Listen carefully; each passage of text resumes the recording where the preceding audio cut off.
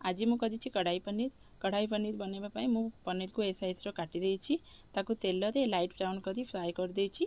सेही तेल रे मु अदा रसुण पियाज टमाटो को रफली काटिकी भाजी देछि। ताकू पकईकी 2 मिनट घोड़े की भाजी देछि। भाजी गोटे जगह काढ़ी देछि। मु याको मसला रे व्यवहार करबी। ताकू गोटे पात्र रे काढ़ी नेछि।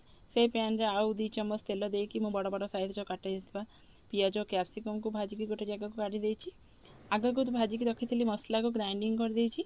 पैन रे तेल थिला आउ 1 चम्मच तेल देकी मु मसला को पकई देछि। मसला को टिके भाजिला पर से देछि हळदी पाउडर मर्च पाउडर जीरा पाउडर धनिया पाउडर और चिकन मसला पकईकी ताकू टिके भाजी सेटा भाजी हो गला पर गोटे बड़ चम्मच दही को पकई दही भाजी आगु दही को पकेवा आगु गैस ऑफ कर देछि नहले दहीटा फाटी जिवो। से गरम पानी देछि। गरम पानी फुटीगला पर मु रखी पनीर पियाज और कैप्सिकम को भाजी रखी ताकू दे देछि घोड़े की 2 मिनट छाड़ देछि। तापर धनिया पत्र गार्निश कर देछि।